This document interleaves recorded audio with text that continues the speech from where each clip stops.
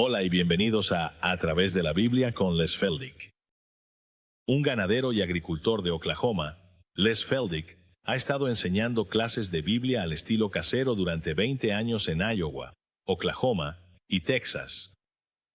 El estilo único de enseñanza bíblica de Les Feldick ha hecho que los libros de la Biblia cobren vida. Cuando les está enseñando, es tan interesante que la gente dice que el tiempo parece volar. Y ahora, aquí está Les Feldick.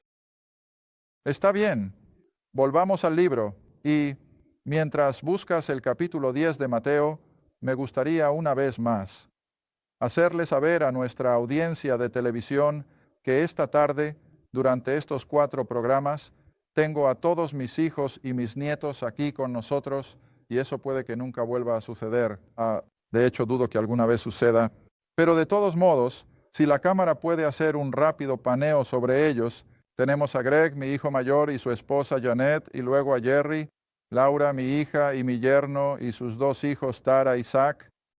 Y luego, al fondo, está mi hijo menor, Todd, y su esposa, Kimberly, y sus 2 pequeños bebés. Actualmente están viviendo en el estado de Washington, en Pullman, así que de todos modos solo agradezco al Señor por ellos. Todos ellos apoyan el ministerio y estoy muy contento de que al menos mis nietos mayores, cada vez que hablan sobre lo que desean para el futuro, siempre lo aclaran diciendo, si el Señor no viene. Así que siento que están bien enseñados, porque así es como tenemos que ver las cosas hoy en día. Haremos tal y tal cosa si el Señor lo permite. Así que de todos modos estamos contentos de tener a los niños con nosotros y para aquellos de ustedes en televisión, recuerden siempre que todos estos programas están disponibles en video. Podemos hacer las cintas de audio si las desean. Estamos imprimiéndolos poco a poco, así que escríbanos o llámenos si están interesados. Está bien, ahora continuemos con nuestro estudio del ministerio terrenal de Cristo y voy a llevarlos en este programa hasta el capítulo 10. El capítulo 10 de Mateo. Y de nuevo es un tema que sé que ha levantado muchas cejas, ha causado muchas preguntas, porque después de todo, ¿por qué? Porque, bueno, esperamos poder responder. Así que en el capítulo 10 de Mateo, el Señor acaba de llamar a los 12 discípulos en los primeros 4 versículos, y ahora llegamos al versículo 5. Estos 12 y los envió Jesús. Ahora recuerden que esto es al principio de su ministerio terrenal. Estos 12 los envió Jesús y si no lo has subrayado, subraya o al menos márcalo en tu computadora aquí. Él no lo sugiere. Él ordena. Ahora, Él es el Señor de la gloria y cuando Él manda, no puedes tener una autoridad más alta que esa. Y así les ordenó, diciendo, no vayan por el camino de los gentiles, y en ninguna ciudad de los samaritanos entren ustedes. Ahora, los samaritanos en este momento, verás, eran judíos mestizos, habían perdido su carácter puro como judíos, y como consecuencia, eran menospreciados y detestados por el judío puro. Ahora, por supuesto, Jesús más tarde en su ministerio aún irá a la ciudad de Samaria. Felipe irá a Samaria en el capítulo 4 o 5 de los Hechos. Pero por ahora Jesús está aclarando que no vayan a un gentil ni a un samaritano. Ahora en el versículo 6, pero más bien recuerda que esto es un mandamiento, más bien vayan a las ovejas perdidas de la casa de Israel. Ahora yo digo que mucha gente pregunta, ¿por qué? Vaya, pensé que Él vino al mundo para salvar a los pecadores. Bueno, ves, por eso trato de mostrarte. Sí, eso es lo que dice Pablo. Pero al principio de su ministerio terrenal, ahora, ¿a qué persona se está acercando el judío? ¿Y por qué lo está limitando al judío? Este es terreno de pacto. ¿Recuerdas que lo tenía en la pizarra? Lo pondré de nuevo hasta que lo veas en tus sueños. El pacto abrahámico era que de Abraham saldría una nación de personas a quien Dios pondría en un área geográfica de tierra, y luego un día vendría y establecería el gobierno en la persona del rey, pero también tendría que ser su redentor. Tenía que haber una solución al problema del pecado. Y así, a lo largo de todo el Antiguo Testamento, tienes estas líneas paralelas de profecía, la venida de un rey y un reino, pero también la venida de un Salvador sufriente. Ahora, gustaría ponerlo de esta manera. Los judíos en la época de Jesús querían al rey y al reino, ¿no? O querían que esos horribles romanos fueran echados, pero no querían lidiar con el problema del pecado. Mira, eso se acercó demasiado a casa y así aquí estaba todo su problema. Pero, sin embargo, lo que tienes que entender es que la razón por la que Jesús dijo lo que dijo, él recuerda el programa, que creo que fue hace 3 semanas en la televisión para esta tarde, fue nuestro primer programa. Recuerda que dijo, no vine a destruir, sino a que cumplir. Y dije que venía a cumplir los pactos. Está bien. Por eso dice lo que dice. Él vino más que para cumplir estos pactos, que todos se basaban en el pacto abrahámico, y eso incluía nadie más, judíos. Ahora sé que eso es difícil de aceptar para la gente. De hecho, supongo que si tuviera que ponerle un título a mi enfoque del ministerio terrenal de Cristo, en lugar de ser culpable de plagio, le daré el crédito. Sabes, Robert Frost escribió un poema llamado El Camino Menos, transitado. Hay un libro sobre psiquiatría de un caballero cuyo nombre es, creo, Dr. Peck, y tal vez hayas leído ese de nuevo. El título es El Camino Menos Transitado. Y así es como titularía mi enfoque del ministerio terrenal de Cristo, el camino menos transitado. Ahora, no estoy solo. No pienses ni por un minuto que soy solo un loco aquí solo. Hay muchas personas que ciertamente se adhieren a este mismo enfoque, pero definitivamente estamos en la minoría. La mayoría, dije hace un rato, piensa que tan pronto como entras en Mateo, estás en el cristianismo, estás en terreno de la iglesia, y nada podría estar más lejos de la verdad. Esto es judío y Cristo vino a los suyos. ¿Ves? Y hasta que los suyos no lo reciban, vamos a tener que lidiar con eso bajo las promesas del pacto.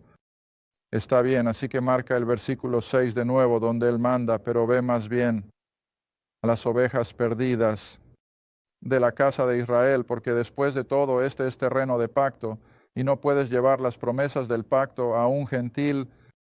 Ahora saltemos a dónde está, capítulo 15, creo. Sí, Mateo 15. Ahora bajemos al versículo 21. Sabes, siempre me recuerda a alguien que escuché hace años.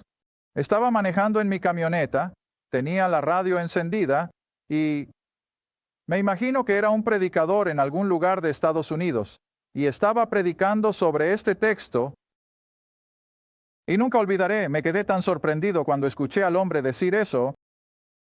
Él dijo, ¿sabes? Tienes que recordar que Jesús apenas había comenzado su ministerio en la tierra y aún no se daba cuenta del verdadero propósito de su llegada. Y todavía era prejuicioso. Esa fue la palabra que usó. Todavía era prejuicioso. Y él pensaba que tenía que limitar su ministerio solo a los judíos. Y pensé, oh, pobre hombre. ¿Cómo pueden ser las personas tan ciegas? Él no era prejuicioso. Él sabía lo que estaba haciendo, mucho más de lo que la mayoría de los teólogos hacen hoy en día. Y ahora mira en el capítulo 15, y tenemos casi la misma situación. Versículo 21. Y luego Jesús se fue de allí y partió hacia las costas de Tiro y Sidón. Ahora, esas eran ciudades malvadas, ¿recuerdas? Estaban en la costa del mar Mediterráneo. Versículo 22. Y he aquí una mujer, cananea, judía o gentil. Entonces una mujer cananea salió de esos mismos límites y le gritó diciendo, ten misericordia de mí, oh Señor, hijo de David. Mi hija está gravemente atormentada por un demonio.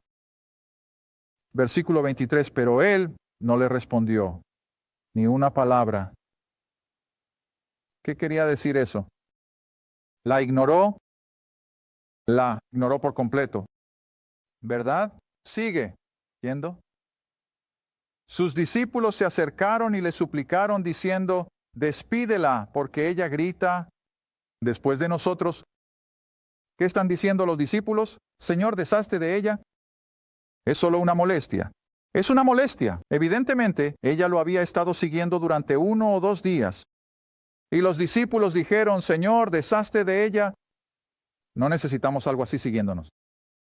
Ahora recuerda, los discípulos ya habían estado en la presencia de Cristo por un tiempo, y ellos también entendían que ella era una gentil y que no tenían nada que ver con ella.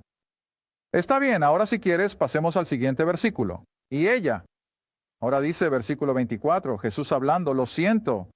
Pero él respondió y dijo, no he sido enviado, sino a las ovejas perdidas, la casa de Israel. Lenguaje sencillo, no puedes hacerlo más claro. Y Jesús mismo lo dijo. Él dijo, no he sido enviado, sino a las ovejas perdidas de la casa de Israel. ¿Por qué pactos? No había gentiles en esos pactos.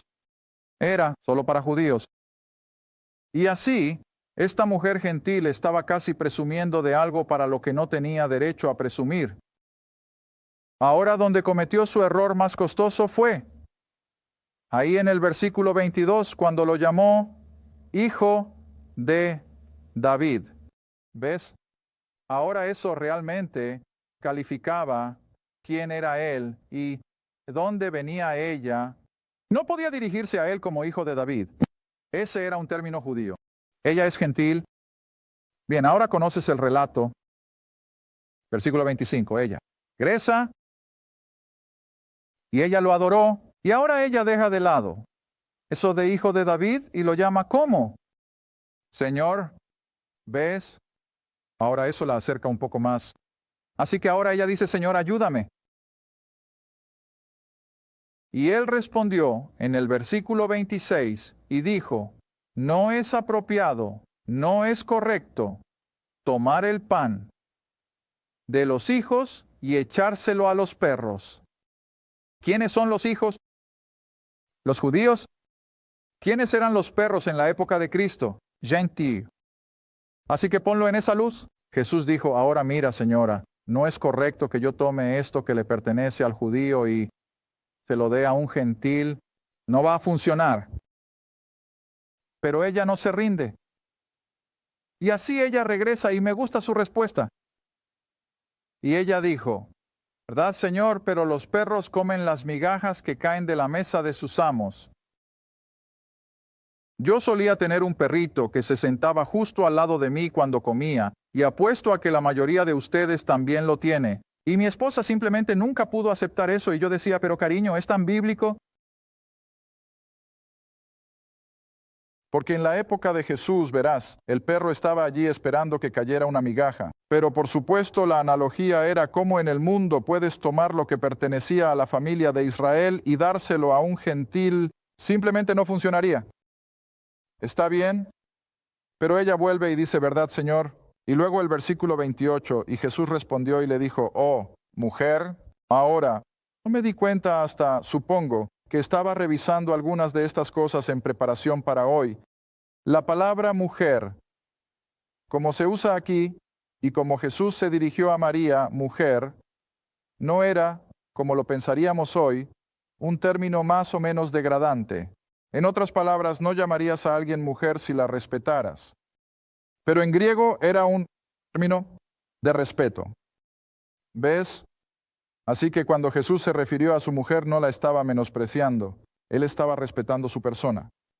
Y él dice, mujer grande, es tu fe. Ahora, en contraste con el judío, puedes ver que lo era. Mira, el judío no podía rebajarse a reconocer que este nazareno era el hijo de David. Pero esta mujer cananea sí lo hizo. Está bien, ahora voy a hacer un punto. Este es solo uno de los dos gentiles a los que Jesús ministra en toda su ministerio terrenal. Solo esta mujer cananea y un centurión romano. Aparte de eso, no hay ningún relato de que él tuviera algo que ver con los gentiles. Ahora, para probar mi punto, eso es lo que siempre tienes que hacer usando el libro. Ve conmigo, por favor, al Evangelio de Juan, capítulo 12. Ahora esto, por supuesto, es justo. Antes de su crucifixión, Él ha pasado por sus 3 años de ministerio terrenal tratando de convencer al judío de que Él era el Cristo, sabiendo muy bien lo que Israel iba a hacer, sabiendo muy bien que iba a ir a esa cruz romana y que iba a sufrir por los pecados del mundo. Él lo sabía. Ahora, en el Evangelio de Juan, capítulo 12, las multitudes ya se están reuniendo de todo el mundo conocido de entonces para la fiesta de la Pascua. Versículo 20, y había ciertos griegos, gentiles, entre ellos que vinieron a adorar en la fiesta. Ahora, no necesariamente significa que vinieron a adorar, pero al igual que cuando estuvimos en Jerusalén en la mañana del sábado, nuestro guía nos llevó al muro de los lamentos.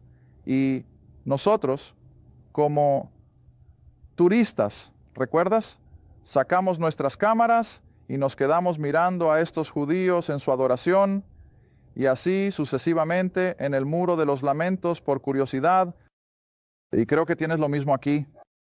Creo que los gentiles se mezclarían entre estas multitudes judías más o menos para ser testigos de lo que estaba sucediendo.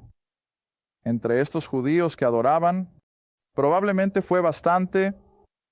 ¿Qué puedo decir? Creo que fue todo un fenómeno, pero bueno. Había griegos entre los que vinieron a adorar en la fiesta.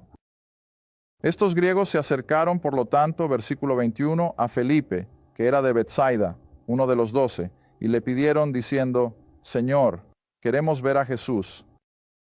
Probablemente habían oído de todos sus milagros y las cosas que había hecho. ¿Nos gustaría ver a este hombre?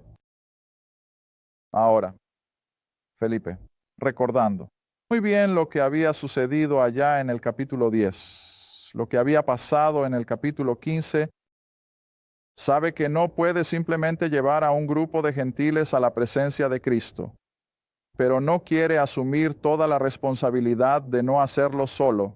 Así que, ¿a quién va a buscar? Andrés, siguiente versículo. Y así Felipe le dice a Andrés, oye, hay griegos que quieren ver a Jesús. ¿Qué vamos a hacer? ¿No puedes imaginarlo? Vaya, estaba en un dilema. Nunca ha tenido nada que ver con gentiles antes.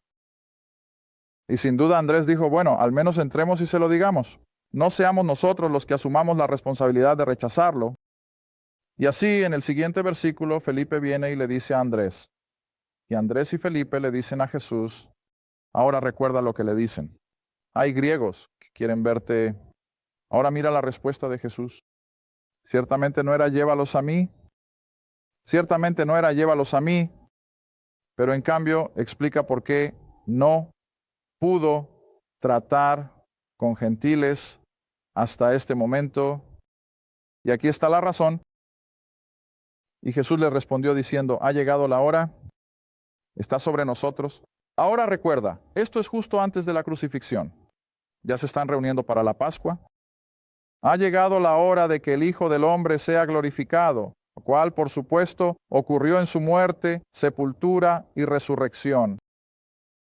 De cierto os digo, excepto o a menos que un grano, o un grano de maíz en la versión King James, pero en realidad es un grano, excepto que un grano de trigo caiga en la tierra y muera, queda solo. Pero si muere, da mucho fruto. Está bien, ahora todos vivimos en una zona rural suficiente del país como para entender que antes de que una semilla pueda germinar, tiene que ser sacada de su contenedor y tiene que ser colocada en la tierra donde pueda recibir humedad y luz solar. Y luego, antes de que esa semilla pueda brotar nueva vida, ¿qué tiene que pasarle? Se muere. Esa semilla, todos los efectos prácticos, muere. De la muerte de esa semilla, entonces surge nueva vida. Y, como dijo Jesús, al 100 por 1. Imagina un grano de trigo, un solo grano. Está dejado. Sé que algunos pueden germinar estando sobre la tierra, pero un buen agricultor no solo tirará sus semillas sobre la tierra, él lo plantará. Y cuando plantas algo, ¿qué haces? Lo entierras. Y Pablo usa esa analogía en Romanos 6, que a menos que hayamos sido plantados a la semejanza de su muerte, ¿qué significa eso? A menos que hayamos sido enterrados con él, ¿ves? No podemos tener nueva vida. Tiene que haber esa experiencia de muerte antes de que puedas tener nueva vida. Está bien, ahora esto es lo que Jesús está explicando, que hasta su muerte, sepultura y resurrección no podía ser el verdadero objeto de fe para un gentil. Él estaba en terreno de pacto, y en terreno de pacto solo tenía que tratar con el judío. Ahora déjame mostrarte un versículo en Pablo, Efesios, y esto sorprende a la gente. Por eso me gusta enseñar. Me gusta ver a la gente darse cuenta de lo que dice el libro y luego ver su expresión de sorpresa. Ahora aquí hay otro. Efesios, capítulo 2, versículos 11 y 12. Y no necesitas un título en teología para entenderlo. Es sencillo. Tan sencillo como puede ser. Y sin embargo me pregunto cuántas personas saben siquiera que estos versículos están en su Biblia. Y por eso tengo que usarlo cuando señalo que Jesús no trató con gentiles. Ahora míralo. Efesios 2, versículo 11. Por eso Pablo escribe, y recuerda, ahora Pablo le está escribiendo a los creyentes gentiles. Éfeso era una ciudad gentil. Era una iglesia gentil. Y a estos creyentes gentiles les dice, recuerden que ustedes, en tiempos pasados, eran gentiles. En la carne, ¿ves eso? Que son llamados sin circuncisión por la circuncisión en la carne hecha por manos. Ahora, para calificar eso, ¿quiénes eran la circuncisión? Los judíos. ¿Cómo llamaban a los gentiles? Perros incircuncisos. Mayor parte del tiempo. Está bien, así que Pablo se refiere a eso. Ustedes, gentiles, que eran llamados incircuncisos por los judíos, versículo 12, ¿en qué momento, mientras Dios estaba tratando con su pueblo de pacto, los judíos, incluyendo el ministerio terrenal de Cristo, en ese momento ustedes, gentiles, estaban sin Cristo, extranjeros de la comunidad de Israel, no eran ciudadanos, extranjeros de los pactos, la promesa? ¿Ves qué claro es esto? Sin esperanza y sin Dios en este mundo. Yo no escribí eso. Pablo, bajo la inspiración del Espíritu, lo escribió y dijo que ustedes, gentiles, no estaban en las promesas del pacto, no eran ciudadanos de la nación de Israel. Y así, mientras Dios estaba tratando con Israel sobre la base de los pactos, que iría desde Génesis 12 hasta, yo sostengo, Hechos capítulo 9, ¿dónde estaba el gentil? Fuera, y por eso Jesús no tomó estos griegos, porque no podía ser el objeto de su fe hasta que hubiera muerto en la cruz, sido sepultado y resucitado de entre los muertos. Ahora es interesante, en esa misma luz, todos conocen la historia de Jonás. ¿Recuerdan que Dios le dijo a Jonás que fuera a dónde? Nínive. ¿Qué tipo de ciudad era Nínive? Gentil. Está bien, ahora Jonás tenía la misma mentalidad. ¿Ves que Pedro en Hechos capítulo 10, cuando el Señor le dijo que fuera a Cornelio, ¿quería Jonás ir a Nínive? Bueno, ya sabes que no lo hizo. De hecho, estaba tan decidido en no ir a Nínive, que estaba un poco al este y luego hacia el norte de Jerusalén, que tomó un barco e intentó ir a donde? Oeste, hacia el Mediterráneo. Y ahora ya conocen la historia de Jonás. Lo echan por la borda porque saben que él es la causa de todos sus problemas. Pero en el proceso de que lo echan por la borda, un gran pez se traga a Jonás, como un pez de Oklahoma se traga a un alevín.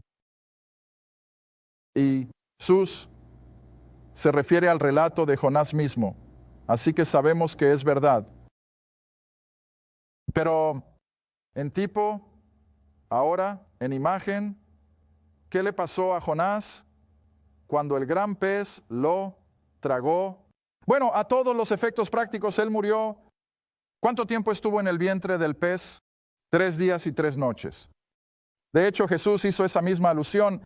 Así como Jonás estuvo en el vientre del gran pez, así también el Hijo del Hombre estará en el corazón de la tierra 3 días y 3 noches. Está bien.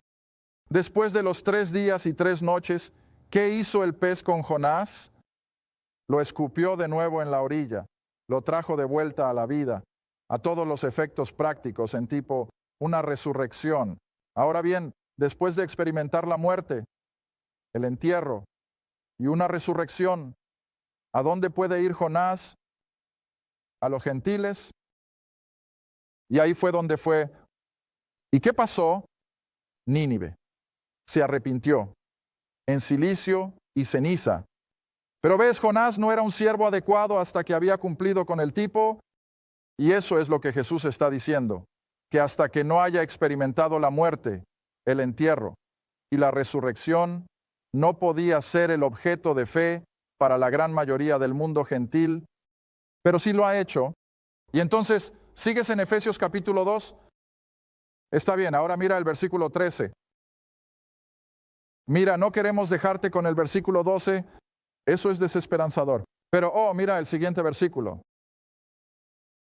Pero, ya sabes, he dicho a mis clases durante 20 años que esa pequeña palabra de 3 letras es una de las más importantes en las Escrituras.